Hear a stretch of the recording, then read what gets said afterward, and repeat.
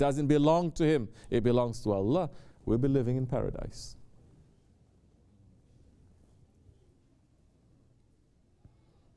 In the old days, let's say in the old days, it's still connecting to today, but let's say in the old days, the strongest identity is a tribe. A tribe, strongest identity. And the Prophet ﷺ came to destroy that tribalism. To say, no, your strongest identity is the ummah, but strongest identity are the believers. Only the believers are brothers. Family now. Breaking that. The Prophet ﷺ, he was not concentrating on families. He was not even concentrating on his own family so much. If he is, they would not have been sacrificed. You understand? The Sahaba Kiram, they say, may our children be sacrificed for you. And they did. Can anyone claim that the Prophet ﷺ, he did not sacrifice his own children for the way of Allah and his grandchildren? From that time, 1400 years continuing until today. No one can claim that. So every title that comes with a huge responsibility, because the title, the name that comes with it, comes with a huge price. Because that reality now is in that name. The name of Abdullah, the servant, to say, whatever you call me, that is my name. I have no name. My name is what you call me. Whatever you feed me, that is my food. Whatever you put, that is mine. I have no claim. You are the one who gives me existence. You are the one who gives me a name. Name? What has a servant got to do with a name? Whatever you call me, it is. Desire? I have no desire.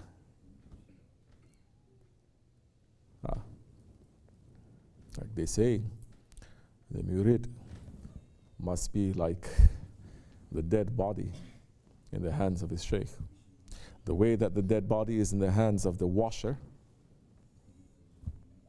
the murid must be. Where are the murids?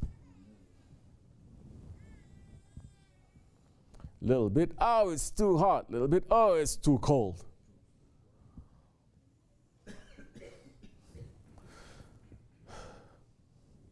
It's too hard.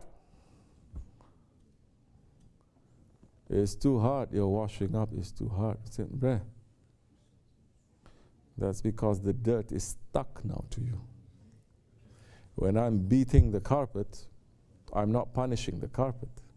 I'm taking out the dust from the carpet. These days, there's no dust. These days, it is the poison is inside. These days, you have to use, like if you have anything, Brillo. You have to use that kind of heavy. That is the first step.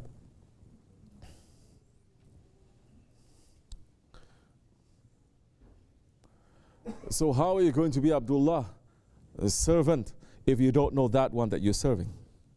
You cannot be.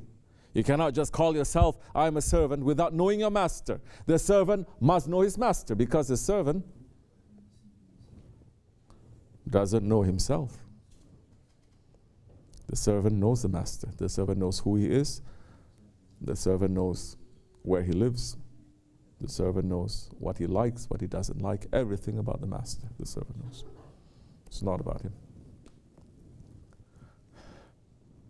And Allah is saying,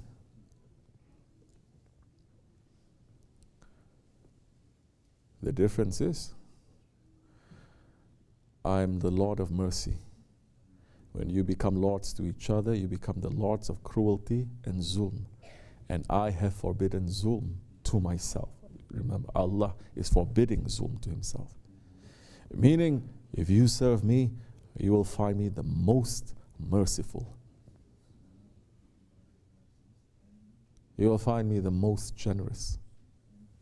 You serve me, I will make you to be with me. I'm not going to make you to be far away from me. I'm going to make you to be with me. This is our Lord. This is the type of king that we are serving. But if you are busy with yourself and you don't know who that Lord is, how are you going to serve? That time, your service, it is according to your own ego also. It is according to your own desire. Yeah. And that's very dangerous. Tonight is a holy night. It is the night of Ragaib. It is the night of desire, of wishes. Whose desire? Whose wishes?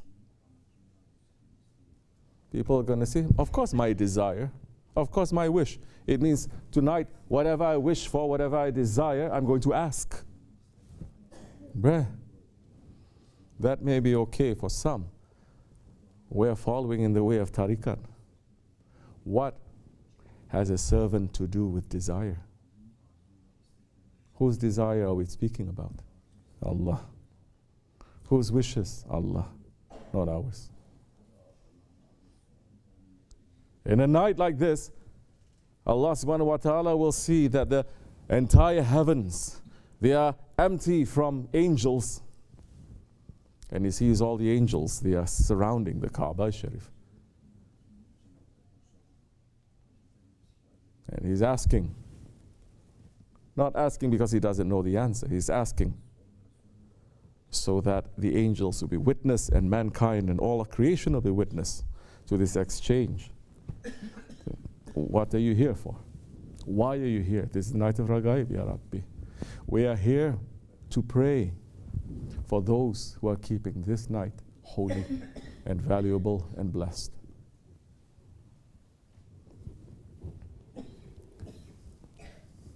You think the angels, they're going to surround that stone?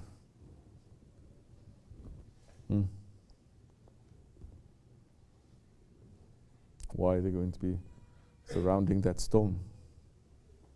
You think the Kaaba is speaking about that stone that is in Sendre? Ahmad. Don't you see he's dying over there? He'll take over. That's how it is.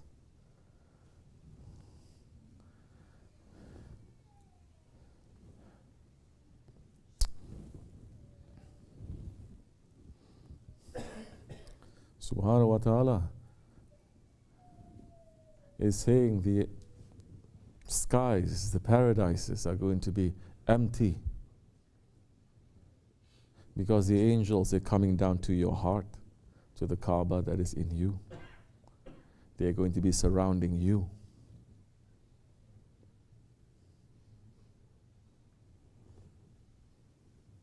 This is how holy this night is.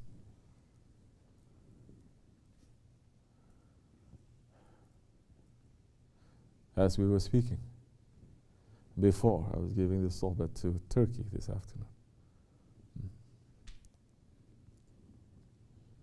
Somebody was asking me a question, the connection between the qalb and the nafs. So of course there is a connection there. Because the qalb, it is a throne of Allah. But what is keeping the throne of Allah? That arsh, let's say the arsh, the kursi, the throne of Allah that is in the paradises, in the heavens beyond.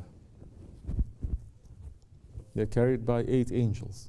Don't think 8 angels the way that you see Disney cartoon, they're drawing angels, or this postcard, they're drawing angels. You cannot, if you even try to imagine them, your head is going to explode. Because nothing is bigger than the arsh of Allah subhanahu wa ta'ala.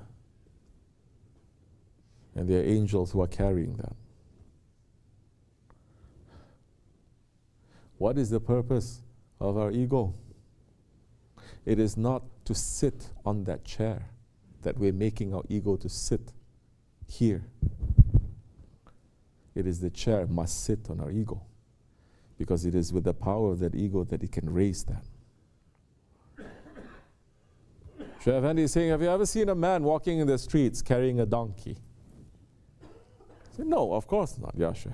He said, this is how majority of the people are, walking around the streets carrying their donkey instead of riding their donkey.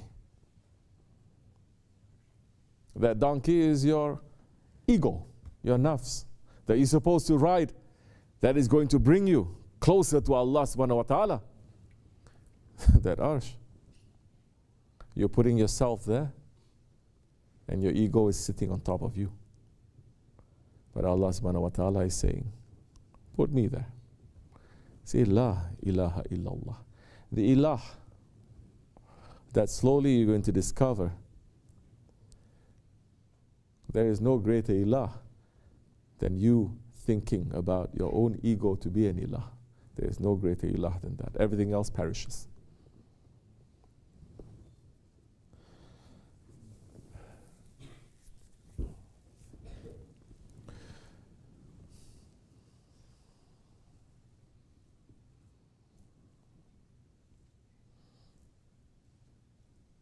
What more we can say? This is a very holy night. Alhamdulillah. We are saying our Lord's pleasure, that is our for our Lord to be happy with us. For Him to be happy with us, we must know Him. If we don't know Him, we think we're doing something that makes Him happy, but it's not. So many people, they are praying so much, thinking it's going to make Him happy. Praying, 24 hours praying. But with one word, they destroy all their prayers. With one anger, they burn everything. With one jealousy, they burn everything. They destroy. And they are tricked by shaitan and their nafs to be destroyed. You think now that is going to please Allah? What is going to please Allah? When that ego that says, be angry, we say, no. When that ego says, be jealous, we say, no. When that ego says, be stubborn, we say, no. La to that ilah.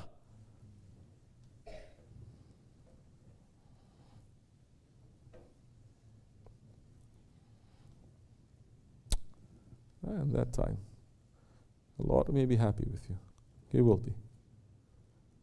Because He's saying, oh, you are stepping on your ego now. MashaAllah. Now that time when you're stepping on your ego, it is like you're stepping on the gas. Now you can go somewhere. You don't step on that ego. It's like you're putting gas into your car. You're starting, but you don't let go. You keep pushing and pushing and pushing, but it's going nowhere. It will kill you. To know Allah, that is our key. To know the Prophet, alayhi salatu wassalam. To know that one who is going to teach you about your Prophet and Allah. That's very important. Otherwise, you're going to know Allah according to your imagination, according to your understanding, according to your ego, according to movie, according to father, according to ideology, according to your culture. But it's not according to haqq. Because that friend of Allah, that is the only one who's going to be able to teach you. He knows his Lord and his Lord knows him. May Allah forgive us, inshallah. And make us always to be in the company of the friends of Allah. Not for us to become in ghaflat. Not for us to be disobedient ones. Al-Fatiha.